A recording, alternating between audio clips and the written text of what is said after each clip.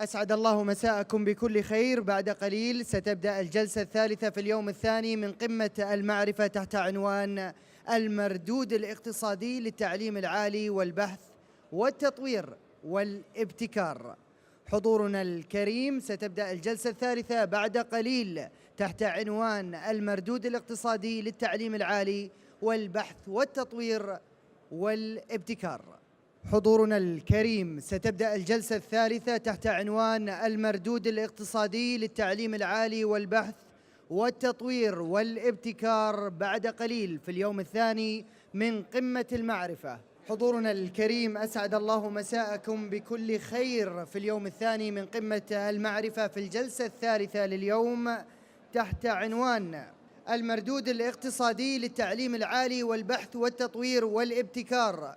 محاور الجلسة ستكون بكفاءة منظومة التعليم العالي، العلاقة التبادلية بين التعليم العالي وسوق العمل، تباين الأداء البحثي والابتكاري حول العالم، تأثير البحث والتطوير والابتكار في اقتصاد المعرفة. المتحدثون هم البروفيسور هيوغو هولاندر، باحث ومنسق برنامج بحوث وسياسات نظم الابتكار في جامعة ماستريتش، يستحق التحية. الدكتور معتز خورشيد، وزير التعليم العالي ووزير دولة للبحث العلمي سابق في مصر. السيد توماس باركر، أستاذ مشارك معهد دراسات التعليم العالي في واشنطن.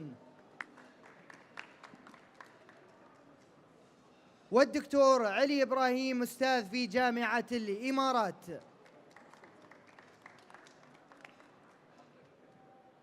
مدير الجلسة هو الدكتور علي سعيد الكعبي، نائب مدير جامعة الإمارات العربية المتحدة لشؤون الطلبة والتسجيل، يستحق التحية. إذن أتمنى لكم جلسة موفقة. لك الميكروفون دكتور. شكرا أحمد. أيها السيدات والسادة، أسعد الله مساءكم بالخير والبركات.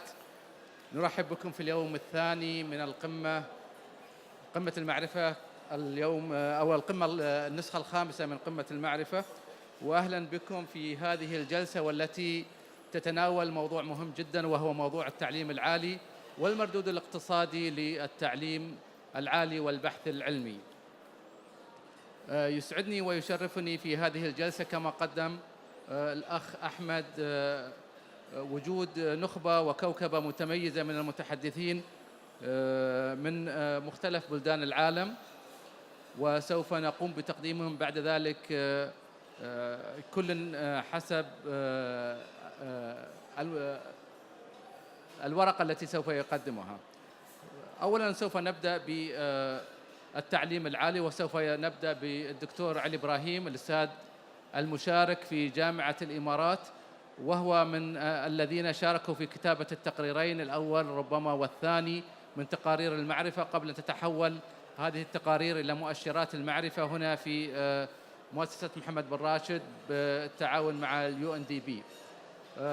دكتور علي، عندك 15 دقيقة للتحدث عن الورقة. تفضل دكتور. دكتور علي الكعبي is الأمين العام للجامعة وليس مساعد رئيس الجامعة لشؤون الطلاب. This is just a correction. Now this place is called Knowledge Factory. Just think about it. Usually I tell my students about the factory model schools these were produced like 100 years ago. And now we are quantifying knowledge for some reason. This is debatable, but I will go to my presentation. It's about higher education index results and efficiency in higher education. This is just a summary of the index. Higher education, according to index, is composed of two pillars: higher education inputs and higher education outputs and equality. And for every pillar, we have three sub-pillars, like expenditures, enrollment, and human resources. And the outputs, we have graduation, enrollment after graduation, the quality of universities, and also the competency of students. And for every sub-pillar, we have some variables as well. And when we structure this index, you can tell that enrollment, for example, you can compare it with graduation. So for a country, they can kind of compare and contrast the results between enrollment and graduation, get some rates, get some data, and work on them. So according to the results, higher education globally, the index globally is around 39.02. And we have 63 countries above this scores and 68 countries below it. So you can tell 39 out of 100, which is not a very big score. The index was led by OECD countries. 18 of them are very highly achieving, in addition to Singapore from East Asia and the Pacific region as well. The lowest scores went to, unfortunately, Arab countries and also sub-Saharan African countries and South Asia. This is showing the highest and lowest scoring countries on the higher education index. And you can see United Kingdom is the higher education index there is around 69%. And you can tell also that 4 OECD countries are top achievers, while 2 countries from the Arab world and 2 from Sub-Saharan Africa are achieving very low scores. So you can tell the difference, 12% compared to 69%. So just 5, 1, 2, 3, 4, 5, and the lowest achievers, let's say. So we noticed that scores on the higher education outputs, when we compare them to the inputs, we noted that the outputs were lower than the inputs for the world and all regions except East Asia and the Pacific and the OECD countries. The respective scores for these regions, actually we divided them by regions, like 7 regions in the world. The respective scores were 37.79 and 53.66 on the outputs, and on the inputs, they scored 35% and 49%. And this showing you the regional scores. And if you look here, we have 3 columns. So we have the higher education index itself in red. And then we have the higher education inputs in orange. And we have the higher education outputs in blue. So just focus for a minute and tell me which one is higher than the other, the blue or the orange. I know you won't tell me, I'll tell you, sorry, that the higher education outputs, you see the decline? This is the input a country is giving, and this is a decline. And this is also declining, except in OECD, the outputs are higher than the inputs. Latin America, decline. Even Europe and Central Asia, a little decline. East Asia, increase. Arab countries, decline with 8 points. And globally, it's declining. So if you compare outputs and outputs, overall, the outputs is less than the inputs. So people put in resources, but the outcomes are not as good as the outputs. And this will take us to efficiency in higher education. So can we have a ratio of the, the difference between inputs and outputs? I know some people in the audience, okay. So the United Arab Emirates, if we come to countries, the UAE country topped the Arab states on the higher education index and scored 50, around in the middle, but it's the best country in the Arab world. And it's better than the global score, which is 39%. And it's close to the OECD average, which is around 51%. The countries which scored the lowest were Syria, Mauritania, and Yemen, and actually they scored around 16%, 21%, and 16%. Tunisia scored highest in the inputs, which means they put some effort in inputs to education, higher ed, but the scores on outputs were very modest, 26%. Qatar scored the highest in outputs compared to inputs. Now, when we observed some decline from outputs, inputs, we started to think about some issues around higher education. And in fact, we came up with 3 issues. The first one is efficiency. The second one is the enabling environment of higher education. And the third one, the correlation between higher education, research and development, and economy.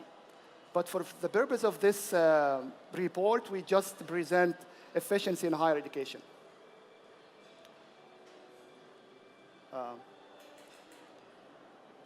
So what is efficiency as we defined it?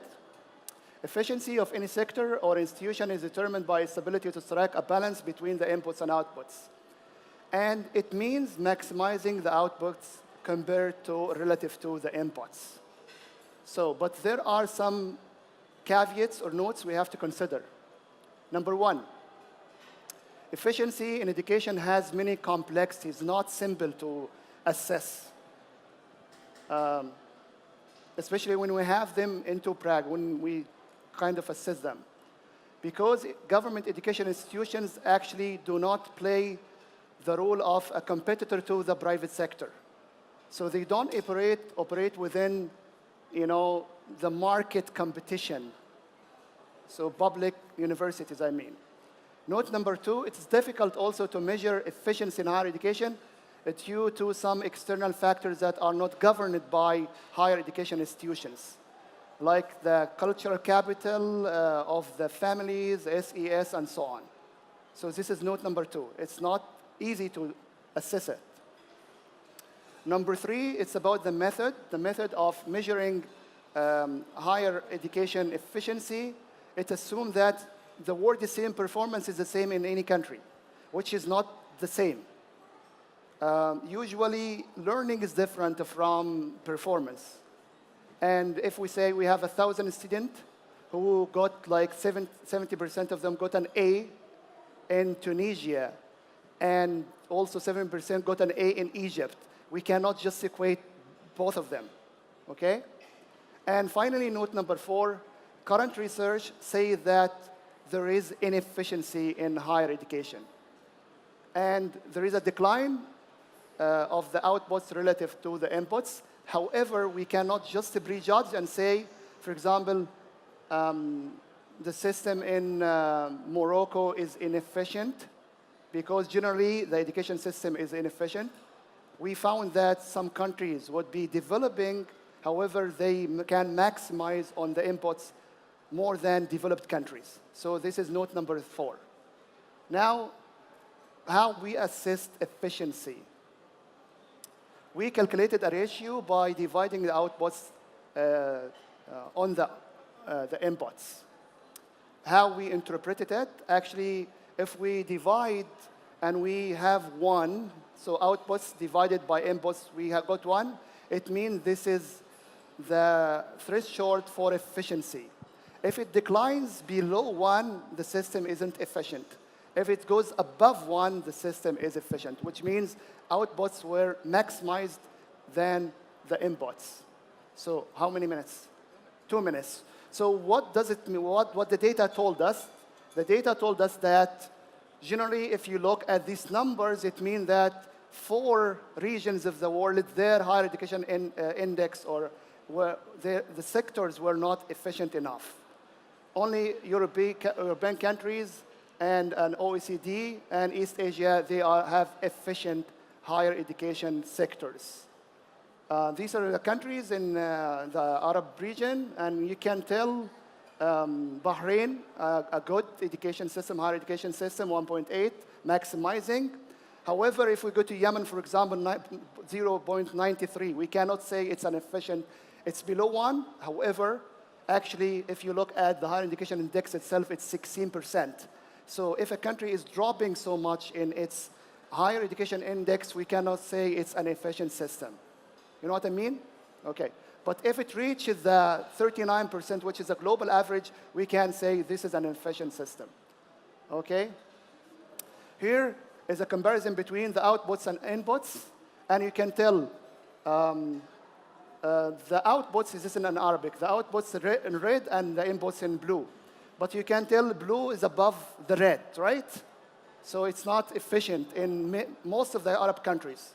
And the far the gap between the two dots, it means there is a big gap in outputs and relative to the inputs, okay? And finally, because of the limitation of time, there are some specific factors that cause inefficiency in the Arab world. And we found that two variables or sub-pillars, the competency of students as well as employability after graduation. So these countries who scored the best, like Bahrain, for example, they actually had a score of 80% in student competency and also employability about 63%.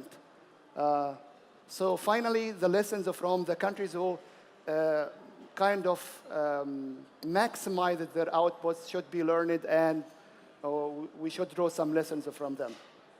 Thank you. Within time. شكرا دكتور علي. نشكر الدكتور علي لأمرين. الأمر الأول التزام دقيق بالوقت، والأمر الآخر لهذه التقدمة المهمة جدا.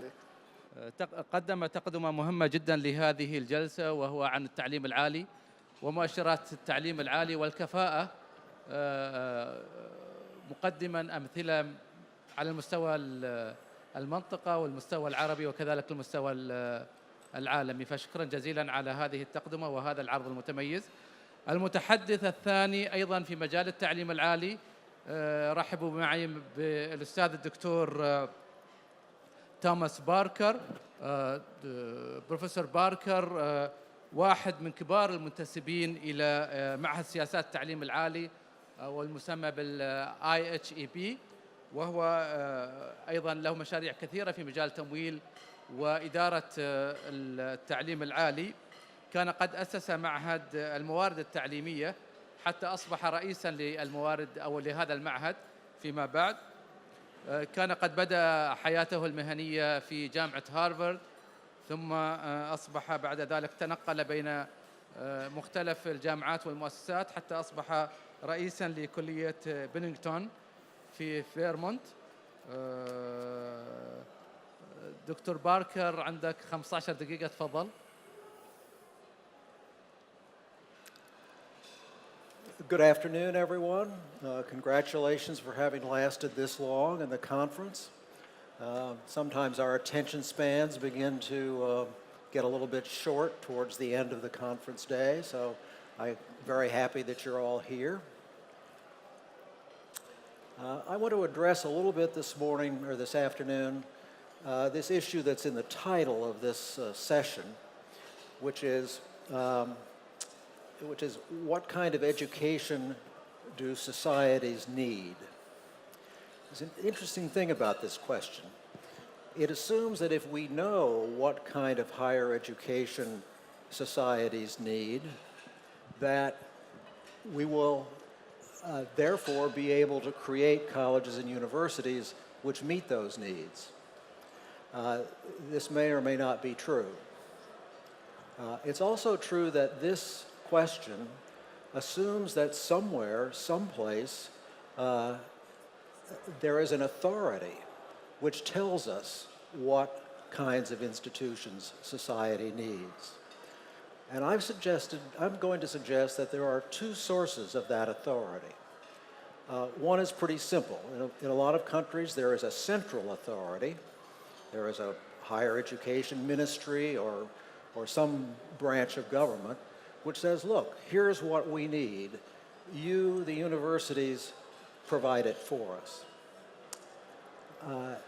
There also is a way in which societal needs are assessed, which comes from the universities themselves.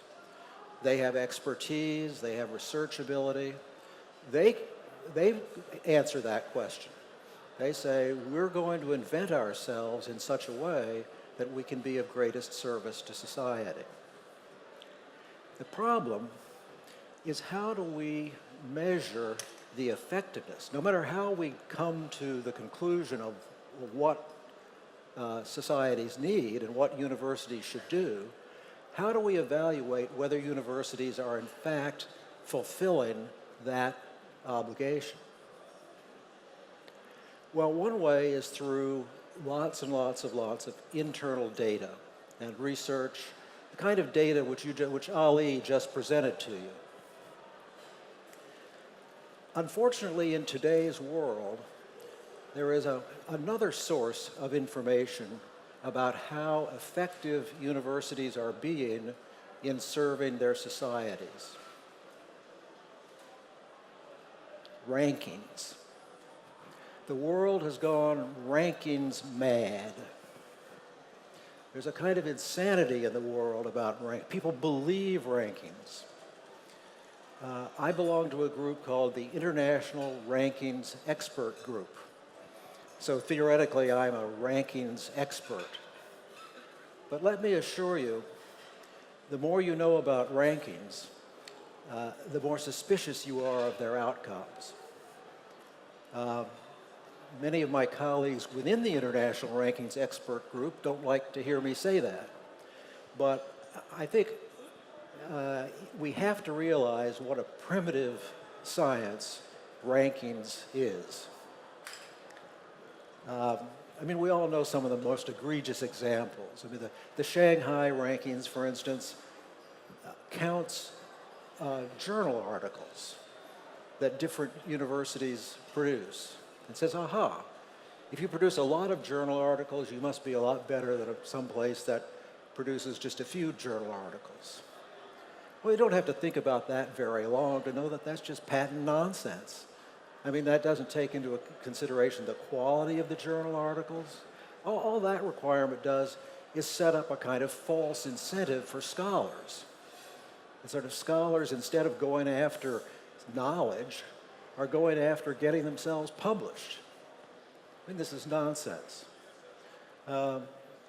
Another famous example is, again, from the Shanghai ranking. Back to the Shanghai rankings. They count journal articles, but let's say you're a professor at a university and you write a book. That's a pretty good thing to do, you'd think. But books don't count in the Shanghai rankings, or at least they didn't until quite recently. This is nonsense as well. But forget about these few examples that I've given. The other big problem is that rankings, by and large, only make judgments about research quality. Most modern universities do research, they teach, and they have a so-called third mission. The third mission is a concept from the 19th century, actually. It has to do with universities and the service they do to public good. The third mission now consumes much of what universities do. In the United States, the list of third mission degree programs is astonishingly long. My favorite example of a degree program that is considered to be third mission is in the community where I live. We recently had a big debate about whether we should spray our grass to kill the weeds, whether we should use herbicides. And we decided we needed more information about this before we made a decision. So what does the public do when it needs information? It goes to a university. And lo and behold, about 10 miles away from our community, there's a university called Delaware Valley University. And guess what? They have a PhD program in turf management. Who knew? Turf management. Well, I actually went up to the university. I met the guy who has a PhD in turf management. In fact, he's in charge of the PhD program in turf management. I said, what's this about? He said, well, there are 15,000 golf courses in the United States. All of them need someone to make sure that they are beautiful. And that's what we do. So I'm just trying to give you an example of how broad the third mission can be. Now, of course, the example I give is a sort of extreme. The third mission is a very important part of what universities do. Much of what medical schools do is third mission. Much of what entrepreneurial programs do is third mission. But the rankings don't even touch the third mission. again, I say this is not the way it should be. I do want to say that there are some efforts going on amongst the rankers to try to fix this problem. There are two very good examples that I think you should look at. One is the German U multi-rank example, and the second is a really pretty remarkable new ranking. Incidentally, there are over 200 rankings in the world. There's a new ranking from Russia, the Moscow International University Ranking System. And it specifically is interested in measuring certain third mission objectives. Here are some of the things that they try to measure. The university as social elevator. That is, how well does the university do in taking low-income people and getting them into the middle class? The university as a purveyor of online education. The university as a provider of specific training programs for the labor market. The university as a provider of, the university providing students with opportunities for cooperative education with business and industry. The university as a key driver in regional and national scientific research and as an incubator of joint scientific and entrepreneurial projects with business, state, and other organizations. The university as communicator with society, as a mover and shaker of society, and the university as the provider of campus quality of life and balanced development for students. This is just a partial list. Now, I know there are other indicators for all of those issues, but the rankings are much more important in the public mind and in the politician's mind. And it's the big international rankings that much of society looks to. So we've got to fix this. We've got to get some of these third mission issues into the ranking system. Now, let's say we fix all this, and let's say we get some rankings which are a little more sensible than they are now. We still need, and I'll conclude with this, the next step, to me, is to evaluate the evaluators, to rank the rankers, to sort of turn the tables on them, to look deeply inside these evaluative engines, to examine the criteria they use, their statistical methodologies, and value systems which they embrace, either overtly or covertly. That task is too large for us to discuss today, but I will tell you that such efforts are ongoing, and if you have further interest, you might want to take a look at the International Rankings Expert Group website. So my message for today is pretty simple.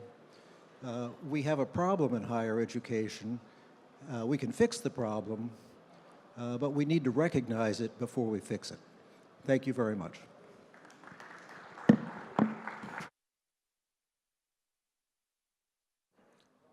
نشكر جزيلا الدكتور توماس باركر على هذا العرض المتميز.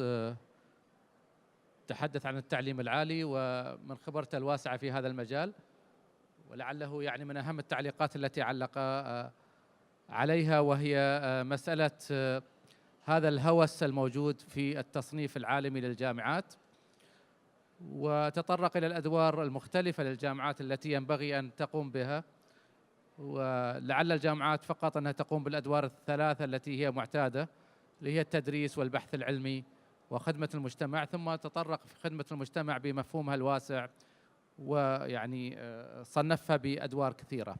المتحدث الثالث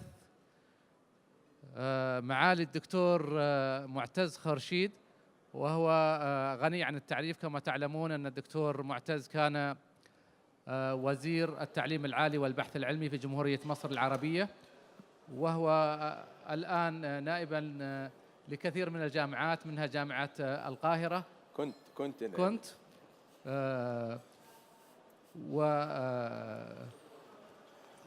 وما زال ناشطا في كثير في مجال البحث العلمي وأيضا المنظمات الدولية في مجال التعليم العالي. فتفضل دكتور. شكرا. الحقيقة إعداد هذه الورقة كان معاناة، لأن وقت 15 دقيقة كان محدودا للغاية لطرح الثروة الكبيرة اللي موجودة من المعلومات. الحقيقة المؤشر يسمح بتحليلات متعمقة وتحليل إحصائي ونماذج تتم عليه، لكن طبعا الوقت ضيق جدا و15 دقيقة، ومش عايزين نزعل رئيس الجلسة وهو حدد في 15 دقيقة، لكن نعتبر إنه ما مقوم بعرضه الآن هو عرض سريع يسمح على الأقل بالتعرف على المؤشر وتركيبته، ثم إلى التباين بين الأداء بين الدول المختلفة والريجنز المختلفة والمناطق المختلفة، ثم الانتقال إلى عملية محاولة قياس المردود الاقتصادي للبحث العلمي والتطوير والابتكار. شغالة كده لسه؟ اوكي. ده تغيير كده ولا ايه؟ شوركينج، ها؟ يمين دي اليمين التغيير ده؟ اوكي. دي بس؟ The green one only. So go back. اوكي. طيب أنا هبدأ بفكرة أساسية الهيكل الخاص بهذا المؤشر، يعني لأنه زي ما أنتم عارفين اسمه المؤشر البحث العلمي والتطوير والابتكار، ودايما إحنا بنتناول ريسيرش ديفلوبمنت أو البحث والتطوير، والابتكار دايما بنتناوله بشكل آخر. وفي نشر عالمي كثير على الانوفيشن زي الجلوبال انوفيشن اندكس وقياسات أخرى.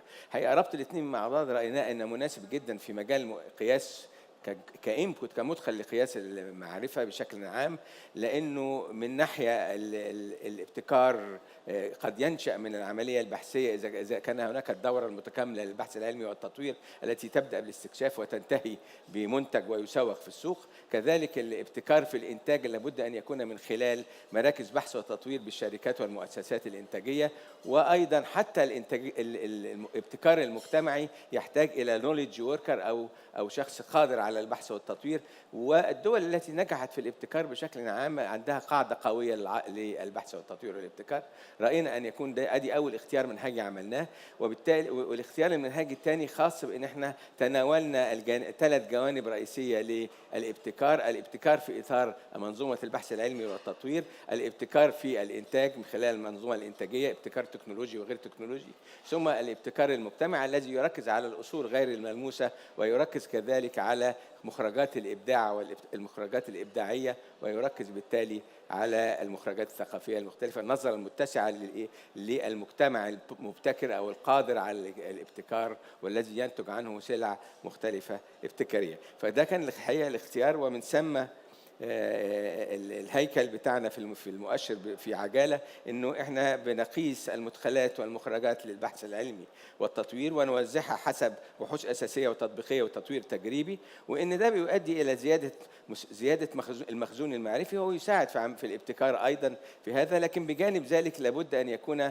لدينا مجموعة من المؤشرات تختص بالابتكار المنتج السلعة أو الخدمة وأساليب التسويق، ومخرجات كذلك الابتكار والإبداع المجتمعي، وهو يتبع فكرة نظرية المجتمع المبتكر.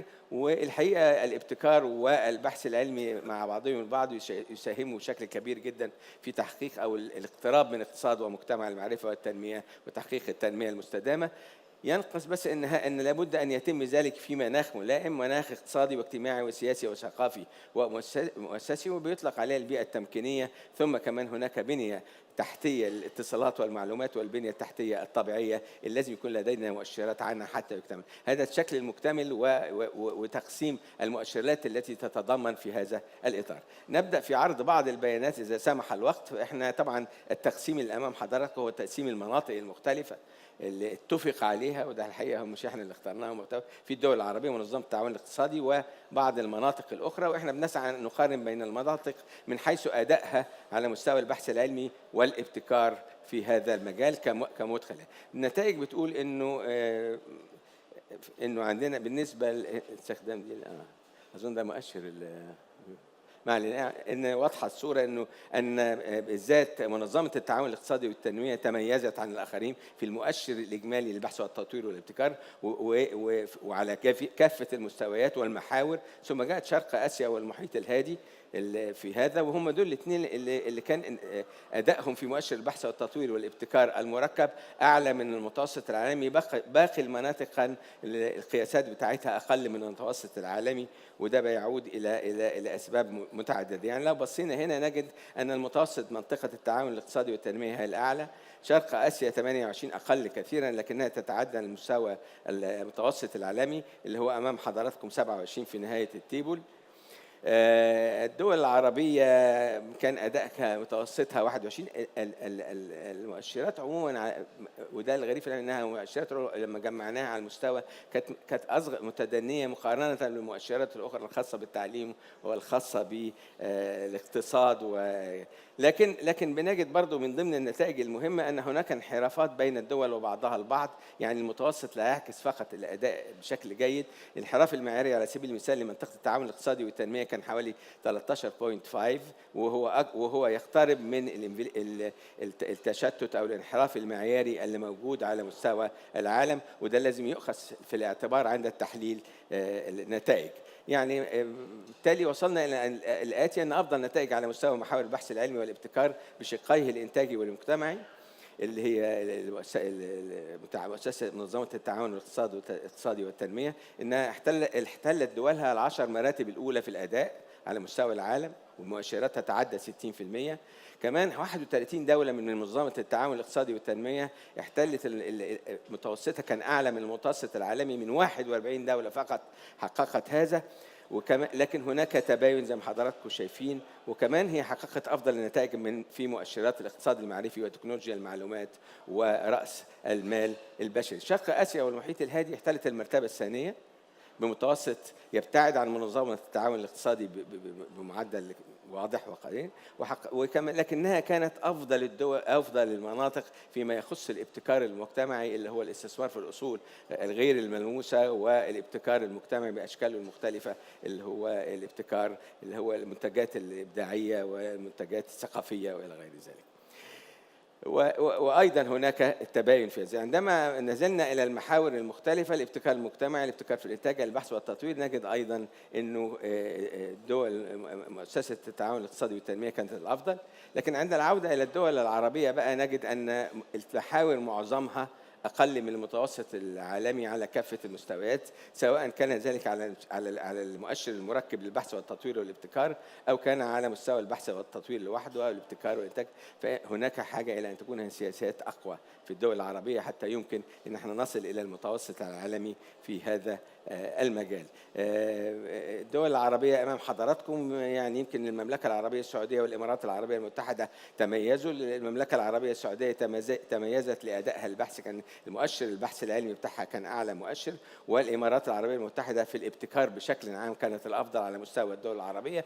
وممكن زي ما حضراتكم تقسيم الدول العربية إلى 3 كلاسترز زي ما موجود، 3 مجموعات: مجموعة متميزة، ومجموعة أدائها متوسط، مجموعة أدائها أقل يجب تقويته، ومجموعة كان لها صعوبة جدا. سوريا واليمن وموريتانيا كان من صعوبة قياس لأنها تتعرض بظروف أمنية واقتصادية واجتماعية صعبة جدا، من الصعب إن احنا نقيمها. لكن أدي ال3 الكلاسترز المختلفة. ده بنحاول نجد بعض المؤشرات الأولية لأنه عدا هذا حاجة. أداء الدول العربية، متوسط أداء الدول العربية كان في حدود 21%، وده يقل عن المتوسط العالمي اللي هو 27%. المملكة العربية السعودية بحكم ريادتها البحثية عربيا، ودولة الإمارات المتحدة العربية بحكم تميزها في مجال الابتكار، احتلوا المرتبة الأولى والثانية على مستوى الدولة العربية. ورغم ذلك هم كانوا نمرة 36 و37 على المستوى العالمي. تونس ولبنان كان أداء متوازن على كافة محاور المؤشر. سوريا واليمن وموريتانيا في ترتيب متأخر عربيا، طبعا ده نظرا لما تشهده في الوقت الراهن من مشاكل في هذا المجال. أداء الدول العربية، إذن الخلاصة أن أداء الدول العربية في مجال البحث والتطوير والابتكار لا يزال دون المستوى المأمول. أيضا الدول العربية من أقل المناطق إنفاقا على البحث والتطوير، تشكو من نقص في أعداد الباحثين وقصور في عدد براءات الاختراع مقارنة بالدول الأخرى. وبرغم التحسن النسبي في مجال البحث والتطوير من خلال زيادة النشر العلمي، زيادة السايتيشن، في هناك تطور وتحسن في هذا، فما زال موضوع الابتكار مشكلة بالنسبة للدول العربية، يمكن لأنه يحتاج إلى مجتمع له سمات معينة حتى يمكنه أن يبتكر ويرتكز بشكل أساسي على العمالة المعرفية القادرة على المتعلمة، القادرة على البحث والتطوير، التي ليس لها مهارات متطورة بشكل كبير. ومن ثم هذه التركيبة لتحقيق الابتكار. فاضل قد إيه فيلم؟ 3 دقائق خلاص إن شاء الله. طيب هنا بالنسبه للمقارنه واضح النتائج في هذا. بالنسبه للعائد الاقتصادي الحقيقه احنا في اسلوبين اساسيين لقياس، لانه طبعا الامباكت الاقتصادي مش محتاج الى تفصيل، لانه عمل دراسات كثيره لاثبات ان الدول التي نجحت في البحث والتطوير والابتكار هي الدول التي نجحت اقتصاديا فيما يحقق معدلات نمو الناتج المحلي الاجمالي ولا غير ونصيب الفرد منه ولا غير. لكن احنا لدينا مقاربتين واسلوبين، هو اساليب التحليل الاحصائي وبناء المؤشرات المركبه، ثم ممكن بناء نماذج رياضيه ونظم محاكاه لدراسه الاثار المباشره وغير المباشره. احنا طبعا اخترنا الاسلوب الاول، لان الاسلوب الاول هو ده اللي نقدر نرتكز فيه على المؤشرات اللي طلعناها من التقرير، واحنا اخترنا يعني مجموعه من المؤشرات التي لها علاقه بعمليه التنميه. انا سكيب ذس لانه هناك الان مؤشرات بتركز اكثر على عمليه المردود الاقتصادي، زي دليل الدولي للابتكار، دليل مخرجات الابتكار بتاع OECD، دليل مثلث المعرفة. دي مؤشرات تركز على المردود الاقتصادي بالدرجة الأولى، وهناك أساليب أخرى بتستخدم بعد ذلك في هذا. نرجع. بالنسبة طبعا للأداء، ظلت منظمة التعاون الاقتصادي هي المتميزة في هذا المجال. احنا اخترنا مجموعة من المؤشرات زي براءات الاختراع لكل مليون نسمة، عائد حقوق الملكية الفكرية، لأنه براءات الاختراع هي خطوة أولى للابتكار إذا وجدنا الاستثمارات اللازمة لتنفيذ هذه البراءة. كمان عائد حقوق الملكية ده اللي بيعود على من لديه حقوق ملكية لمنتج جديد مبتكر ممكن أنه هو يسوقه ويحصل منه على العائد. عدد التصاميم الصناعية، فاخترنا مجموعة من المتغيرات التي ممكن أن تكون أدائها يرتبط بالناتج المحلي الإجمالي ويرتبط بالمؤشرات الاقتصادية، وفي نفس الوقت يمكن من خلاله تقييم أداء الدول. واضح أنه هو هنا برضو نفس التسلسل، أقل دولة هي منطقة الصحراء الأفريقية الكبرى، وأحسن دولة هي دولة منظمة التعاون الاقتصادي، يليها منطقة شرق آسيا على كافة المستويات. الدول العربية واضح أنه هو بالذات على مستوى براءات الاختراع لكل مليون نسمة من أقل أداء، بعيد عن المتوسط العالمي بشكل كبير، وكذلك باقي المؤشرات الخاصة المرتبطة بعملية الابتكار اللي موجودة في مؤشر البحث العلمي والابتكار. فالخلاصة احنا الآن وصلنا إلى الخلاصة، فإنه أولا منظمة التعاون الاقتصادي والتنمية تتميز عن باقي المناطق، وعلى وجه الخصوص فيما يخص مؤشر براءات الاختراع، لأنها مرتفعة جدا، لأن عدد براءات الاختراع إلى المليون نسمة عددهم كبير جدا بالنسبة للدول الأخرى. منطقة شرق آسيا والمحيط الهادي في المرتبة الثانية، ودي تميزت بدرجة أساسية في العلامات التجارية، والعلامات التجارية من المؤشرات الهامة التي ترتبط بالاقتصاد بالطبع بشكل أساسي. ووجدنا أن هذه المؤشرات كلما زادت كانت مواكبة لنصيب الفرد في الناتج المحلي الإجمالي، مما يدعنا أن نؤكد أو نرى أن هناك علاقة طردية بين الارتفاع في مؤشر نصيب الفرد في الناتج المحلي الإجمالي وأداء المؤشرات الأخرى الخاصة بالبحث والتطوير. الدول العربية أدائها متوسط في المتغيرات ذات التأثير الاقتصادي وعلاقتها بالمتوسط العالمي. وإحنا أجرينا مجموعة من القياسات الكوريليشن ساعدنا فيها الدكتور محمد إسماعيل في هذا المجال، وجدنا أنه في بعض المتغيرات لها كوريليشن واضح وصريح بين مؤشر نصيب الفرد من الناتج المحلي الإجمالي اللي هو المؤشر الاقتصادي الأساسي، ولكن والآخر ما نجحناش إن احنا نقيسه، لكن ظهر أن هناك ارتباط جيد مع العمالة المعرفية في جملة قوة العمل، المؤشر العالمي لريادة الأعمال، معدل استخدام شبكات الإنترنت والتعاون بين الجامعات والصناعة، معدلات اللي هو الار سكوير نسبتهم إلى حد ما معقولة. فطبعا ده تأكيد لأن هناك علاقة نمرة واحد. نمرة اثنين إنه طبعا ممكن المؤشرات بتاعت الجلوبال انوفيشن اندكس أن تستخدم بشكل أو آخر، وتعمق أكثر في دراسة الإمباكت الاقتصادي إذا سمح الوقت، وإذا كان في أكثر من 15 دقيقة ممكن نتكلم عنها، لكن أنا هقف عندها. شكرا جزيلا. شكرا جزيلا الدكتور معتز خرشيد على هذا العرض المتميز. الدكتور معتز قدم لهيكلية بناء هذا المؤشر حقيقة وكيفية الاستفادة من المؤشرات الأخرى العالمية، وبعد ذلك قاموا بتطبيق هذا المؤشر أو مجموعة من المؤشرات التي هي ممكن أن تغذي هذا المؤشر، وخرجوا بنتائج كما شاهدتم قبل قليل، سواء كانت على المستوى العربي أو المناطقي حول العالم أو حتى على المستوى العالمي. شكرا دكتور معتز، عرض متميز جدا. الآن ننتقل إلى أيضا المؤشر البحث العلمي، لكن مع خبرة ووجهة نظر مختلفة.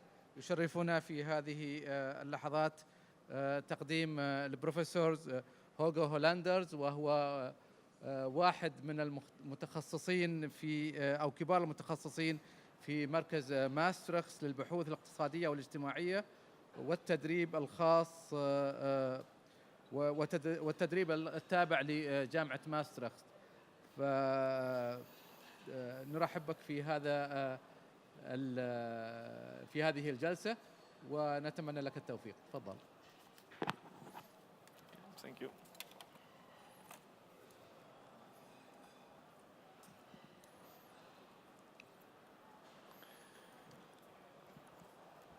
Okay, good afternoon. I hope you can start my presentation. Yes. Okay, first of all, I want to thank the organizers for inviting me for attending this year's Knowledge Summit. And I'm quite happy to be last in the row, because I will be sharing my view on whether it's possible to measure efficiency and how it should be done, and also how it should not be done. And I think we might have an interesting discussion afterwards.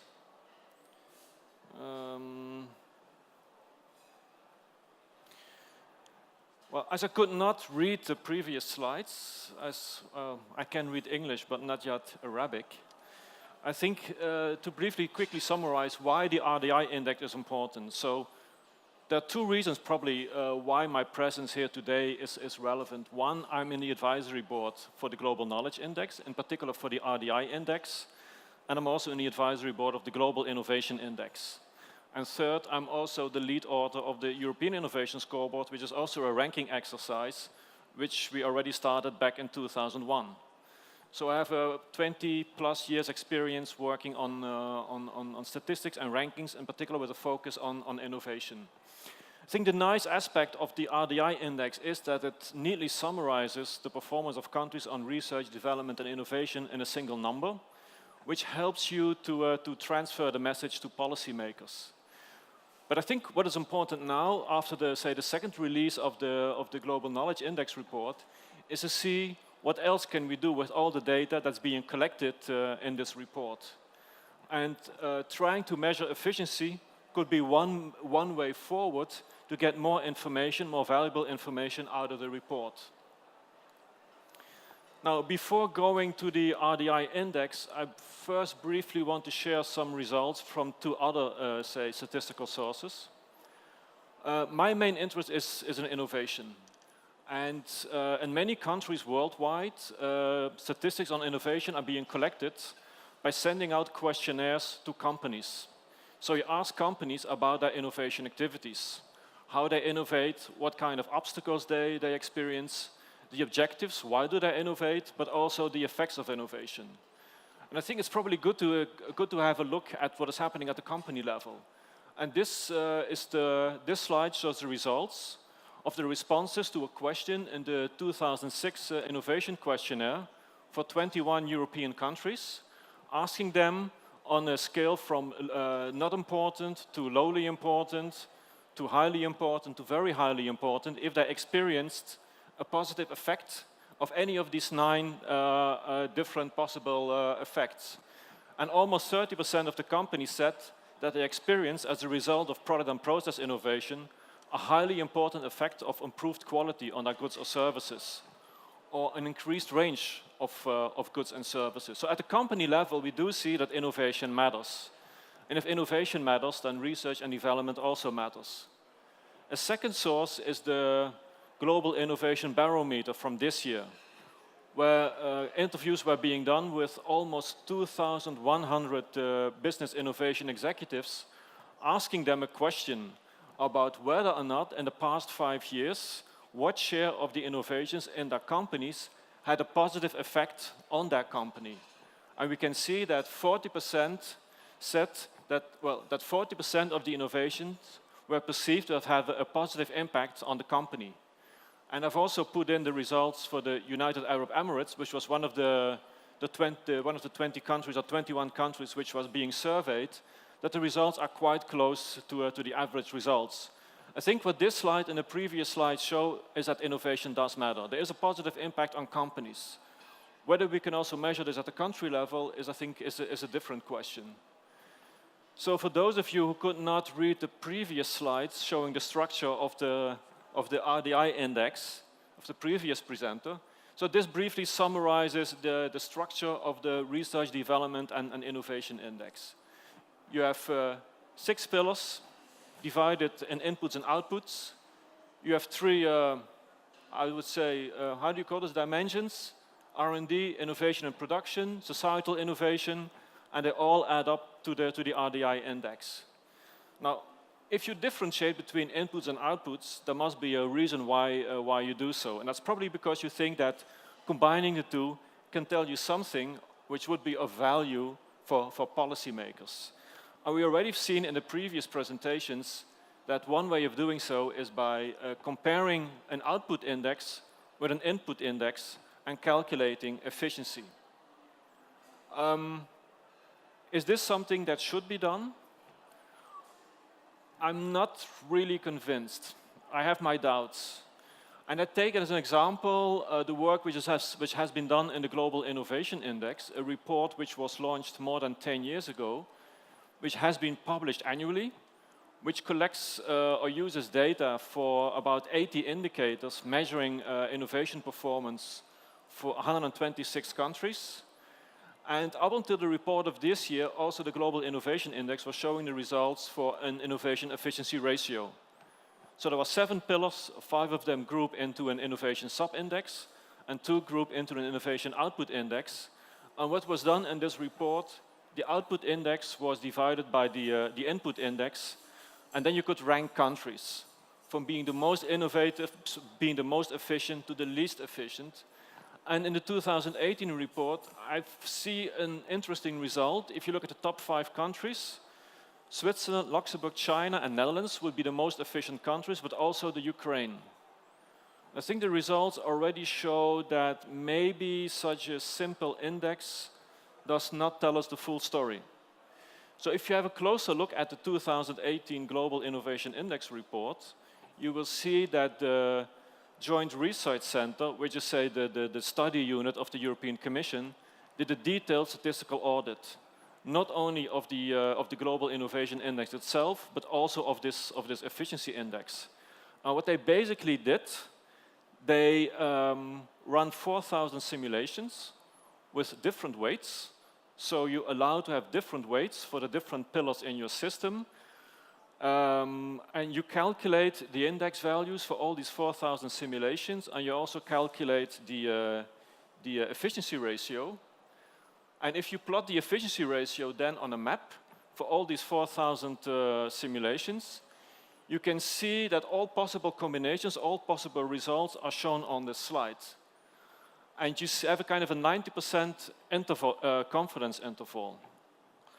So the lines show you the range in which 90% of the possible outcomes fall. What you see in this graph is that there is a huge spread. So where you end up on this innovation efficiency rank depends very much on the weighting scheme that you use. And in this particular case, for almost half of the countries, you could be higher up to 20 places in the ranking of the efficiency ratio, or you could be 20 places lower on the ranking of the efficiency ratio based on the weighting scheme that you used. So in the report, in the 2018 Global Innovation Index, the Joint Research Center strongly warned people to take some care, to take some caution when you use these, say, more simple output-input efficiency ratios. Instead, they came up with an alternative, which I will present on the next slide, I'm also the lead author of the European Innovation Scoreboard, where we also have a ranking exercise in Europe. And we were heavily criticized earlier this year by a Swedish professor that we were messing up things, that we were mixing up input and output indicators, and as a result of that mixing up, Sweden, in our ranking, is the most innovative European member state. And according to the Swedish professor, if you would split the indicators in two, I would calculate an efficiency ratio, Sweden would be among the least efficient countries. So almost be at the bottom of the ranking. And he was blaming us that we were sending the wrong signals to policymakers. That we should not tell the people in Sweden that we're doing really well, but we should tell them that they're really bad performers. Now, of course, we did not fully agree. But as we are open to exchange ideas, we organized an expert workshop which took place 3 weeks ago in Brussels, where we invited academic and non-academic experts, and we discussed several issues related to our measurement framework, including measuring if it's possible to measure efficiency. And the general consensus was like one has to be very careful. One, it's very difficult to define what are outputs. Patents, for example, patents can be seen as an output of the research system, but probably they're an input to the innovation system. So where would you place them in an RDI index structure? So it's very difficult to sometimes classify what is an input, what is an output. And we have much more statistical data measuring inputs than we have statistical data measuring outputs. A second problem is that inputs and outputs are not directly linked. If you, for example, increase the number of university graduates, there's not necessarily a relation to the number of patents. So why would you link those two directly or indirectly in using these input-output indexes? If you really talk about efficiency, you should be comparing two indicators to indexes which are directly linked. There's another risk. One of the experts mentioned that in his particular country, probably policymakers, if you would show them results, you do low on the ranking, but you have a high efficiency, they would be happy. And they would probably become inactive because they have a high efficiency score. And that could be at risk when they start, say, increasing their inputs to improve the situation in their country, that the efficiency score would drop. So for some policymakers, that could be a reason not to do anything. And these efficiency ratios ignore the issue of time lags. If you improve something on the input side, it takes time before you see the results on the output side. So best would be to do such a kind of an analysis by using results over multiple years. So instead, what the Joint Research Center came up with as a kind of an alternative is to use a data and development analysis. For statisticians in the room, they're probably familiar with this. For people who are not familiar with the statistical concept, well, quite quickly, what you do is you allow to have different weights per country. If you look at the RDI index, there are 6 pillars, and you simply say, instead of using, say, the weights which have been used in the Global Knowledge Index report, you take into account that research and innovation systems are different between countries, that performance might also reflect differences in national strategies, and you allow countries or experts to allocate weights which will maximize the country's index score. Of course, there are some limitations. Otherwise, you will put a weight of 100% on your best performing pillar and 0% on your worst performing pillar. So you introduce some upper thresholds and some lower boundaries. If you then, determine the optimal weighting scheme for your country, you use that weighting scheme to calculate the results for all the countries which are covered in the report. And then you calculate your score divided by that at the best performing country. And this is then a measure of your distance to the efficient frontier. And that measure takes into account that your national system, your national research and innovation system could be different from that of other countries. And what you get is shown on this slide. So the lower line is the Global Innovation Index, and the upper line, the red line, is this DEA efficiency score. And you can see that they're highly correlated, and the most efficient country is all the way on the left. But it also shows you that even if you allow for different weights, a country which is not scoring high on the index itself will also not be highly efficient. Now, what I did last week, I used this methodology and I applied it to the data from the 2018 RDI index in the Global Knowledge Index report. And you get a kind of a similar result. So the red line is the RDI index score in the 2018 report, and the blue line is the efficiency, or this distance to the efficiency score that I calculated. And it's interesting to see that in this case, it's not only the best performing country, Japan, which is highly efficient, but for example, also the United States, but also Hong Kong. And what I did on the next slide is I took some countries and had a closer look at some of these countries. And you see the best performing countries on the left. But I also looked at some of the countries in this neighborhood. What you can actually see is where the red column shows the RDI index score relative to the best performer. You can see that United Arab Emirates is lagging about 52% behind the best performing country. However, if you take into account that these pillars probably have a different relative importance in the UAE than in other countries, and if you use this flexible weighting scheme, if you optimize the weighting scheme so it optimizes the performance for UAE, this distance to this efficiency frontier drops to 35%. Now, I think the results are interesting because if you would go one level deeper, and I don't have a slide because I knew I would be running out of time, you could actually see which pillars are more important for which countries. And this could, for example, help you as a policymaker to identify to which other countries you should look at where you see that particular pillar has the same relative importance. And my last slide is, well, can we measure efficiency? Well, I should be careful given the first and third presentation, but I would say no, don't do this, use these simple input-output ratios. I think you can do it, but it could give some very strange results. For example, in the European case, where Sweden is the most innovative country in our ranking, Romania is the most efficient country, which is at the bottom of the innovation ranking. So one really has to be careful with these input-output ratios. I think using this distance to the efficiency frontier is a much more interesting approach. But what you should not do is replace the RDI index with this approach. I think you should use both of them. The RDI index gives you the ranking, where you can see where your country is standing today compared to other countries, but also compared to your own past.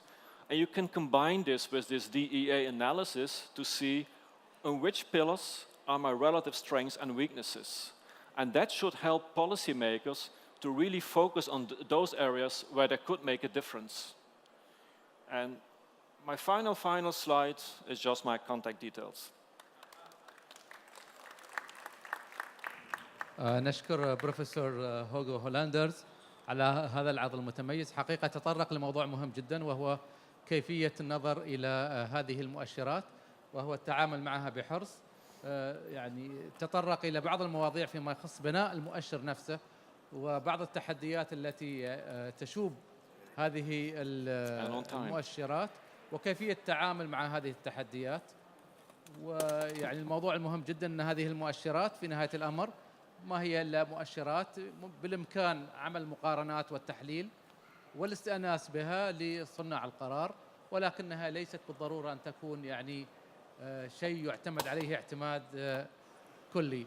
استطعت أني يعني آخذ من المتحدثين مجموعة من الدقائق، من كل متحدث دقيقة، فلذلك أتيح لكم أنتم الحضور للأسئلة. اللي عنده سؤال يتفضل، لكن مباشرة لمن موجه السؤال تفضل. محمد دكتور علي. عايزين قلم. Thank you very much, distinguished panelists, for a very thought thought-provoking discussion. This is Walid Hussein from the Saudi Arabian oil company, Saudi Aramco. One question to Professor Parker, if you don't mind, and the other question for any one of the respectable panelists. Since the publishing of the making a world-class universities by two distinguished academic leaders who I know personally, Philip Alpach and Jamil Salmi of the World Bank, there has been a rush into a world class, quote unquote, right. Whether in the Arab world, China even designated maybe 15 universities to be a world class universities, and recently Russia. What are your thoughts about world class? Is it relevant for this part of the world to consider imitating Stanford? And the other question, the very simple question, university business relationship or industry. In the Arab world, it seems to be very vague, isolated, and misaligned. What are your thoughts about having this relationship sustained at a strategic level and institutionalized as well? Thank you very much. Thank you. Your good name again? Walid Hussein. Walid. Okay. I'll let you answer this question, but we will take another second question from anyone else, please. تفضل. محمد بنيوق موريتاني. وجه السؤال الأخ دكتور الأستاذ في الجامعة الإماراتية، نسيت اسمه، نعم الأخ. السؤال المعطيات اللي على أساسها، المعطيات الإحصائية التي على أساسها تم حساب المؤشر المعرفة، خصوصا الطريقة التي حصلتم بها على المعطيات الإحصائية، خصوصا لأن بعض المنظمات الدولية من أجل الحصول على المعطيات الإحصائية ترسل استمارات للوزارات المعنية، وزارات لي دوني بريت، معناها المعطيات الإحصائية الخام من أجل التحليل وحساب المؤشر. نعم. حسب علمي لم تصلنا استمارة لإحصاء لتقديم المعطيات الإحصائية، خصوصا أني مدير في وزارة ومعني بالإحصائيات. شكرا يا سيدي. أثناء تصفحي للمؤشر، حساب المؤشر، خصوصا ما يتعلق بموريتانيا، وجدت بعض المعطيات الإحصائية التي يجب التحفظ عليها. أفيدكم علما أنه موجود على موقع وزارة التعليم العالي دليل إحصائي للتعليم العالي ومذكرة نسميها تابلو دبور فيها 86 مؤشر التعليم العالي. شكرا. شكرا لك. شكرا. نكتفي بهذا القدر من الأسئلة، الآن نتحول إلى الإجابات. We'll start with نبدأ بالدكتور بروفيسور باركر، إذا تحب تعلق على الموضوع. First, I should tell my friend from Saudi Arabia, Aramco, that when I was 12 years old, I was a subscriber to the Aramco magazine. Jamil is a good friend of mine, and I respect his work very much. The basic issue about world-class universities is exactly what you have said.